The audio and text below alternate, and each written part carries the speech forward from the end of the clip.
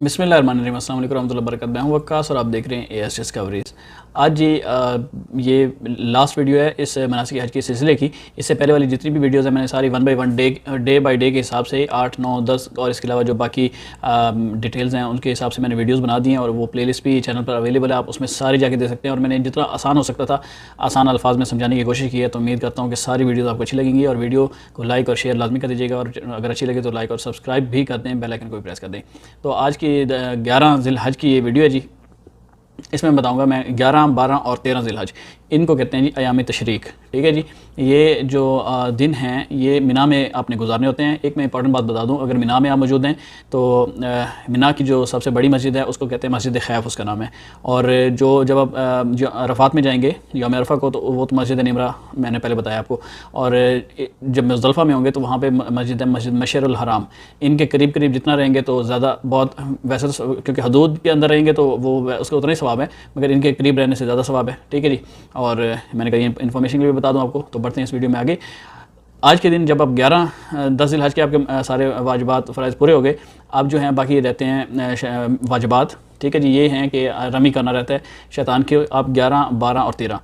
इसमें एक चीज़ है कि कुछ लोग 12 ज़िलहज को भी वापस चले जाते हैं, तो वो भी आप जा सकते हैं, उसमें कोई मसला नहीं है, आपका हज कंप्लीट हो जाएगा। और अगर आपके पास वक्त है तो 13 ज़िलहज को अगर आप करके जाएँ तो वो उसका ज़्यादा अजर सवाब है। ठीक है जी। मगर मना नहीं है, 12 ज़िलहज को शाम से पहले जा सकते हैं। लेकिन हाँ, एक बात याद रखें कि ग़ुरूब आफ्ताब से पहले जाना है। अगर ग़ुरूब आफ्ताब मिना में हो जाता है तो फिर आपने वो रात वहीं पर ही गुजारनी है। ठीक है जी। अभी हम चलते हैं इसके बाद कि जब आप 11 ज़िलहज का दिन होगा, ठीक है जी, यहाँ पर आपने बस वहाँ पर आपने 3 दिन रहना है मिना में, और वहाँ पर इस्तग़फ़ार, दुआ और जितना भी हो सके अल्लाह के हज़ूर जो है आप वो करते रहें। और उसके बाद जब आप ज़वाल आफ्ताब, दोपहर को जब ज़वाल आफ्ताब होता है उस टाइम के बाद आप रमी के लिए जाएंगे। तो तीनों शैतानों को 10 ज़िलहज को सिर्फ जमरा अक़बा को करनी है। इस दिन आपने ऊला, जमरा वस्ता और जमरा अक़बा, इन तीनों की रमी करनी है। ठीक है जी। कंकरियाँ सांस ले जाएंगे आप, सही है। और यहाँ पर जमरा अक़बा को सबसे पहले आप जमरा ऊला और जमरा वस्ता यानी छोटे और बड़े दरमियानी शैतान को, इन दो की आप रमी करेंगे। इन दो की रमी करने के बाद वहाँ पर बोर्ड भी लगे होते हैं, किबला रुख के अपने किबला रुख होकर दुआ मांगनी है उस टाइम जो भी आपको वो आपके दिल में हो। ठीक है, आप दुआ मांगें, इस्तग़फ़ार कर लें। और उसके बाद जब आप रमी करने के लिए जमरा अक़बा के बड़े शैतान के पास आएंगे, उसकी रमी करने के बाद, कंकरियाँ मारने के बाद आपने कोई भी दुआ नहीं पढ़नी, सही है। आप वहाँ से जैसे आपने रमी कंप्लीट की, आपने दुआ मांगे बगैर आपने वापस मिना चला जाना है। ठीक है, तो यही अमल आपने 12 ज़िलहज को भी दोहराना है और 13 ज़िलहज को भी दोहराना है। अगर आप पहले 12 को चले गए तो भी ठीक है, 13 को चले गए तो भी। अब आपका एक रह गया लास्ट चीज़, तवाफ़ विदा। मतलब ये है कि जब आपने, चाहे आप मक्का में अगर रह जाते हैं कुछ दिन और, तो उसका कोई इशू नहीं है कि आपने जो है जब भी आपने मक्का को छोड़ना है, ठीक है, आपने मक्का को छोड़ने से पहले तवाफ़ विदा करके जाना है। अगर आप इंटरनेशनल हैं तो आप उसके लिए, और कुछ लोग हज के बाद मदीना चले जाते हैं, या लोकल्स जो होते हैं उन्होंने वापस जाना होता है, तो मिना के दिन ख़त्म करने के बाद तवाफ़ विदा करना लाजमी है, ये वाजिबात में से है, वरना इसका फिर दम देना पड़ेगा।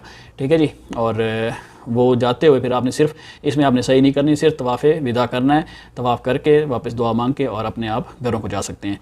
तो ये थी जी हज मनासिक हज के सिलसिले की तमाम वीडियोज़, जिनमें मैंने आसान अल्फाज में और समझाने के लिए 1 बाई 1 तमाम चीज़ों को डिस्कस किया है। और उम्मीद करता हूँ मेरी ये छोटी सी काविश जो है ये अल्लाह पाक के हज़ूर भी कबूल व मंजूर हो, और आप लोगों को भी इससे काफ़ी इस्तेफ़ादा हुआ होगा।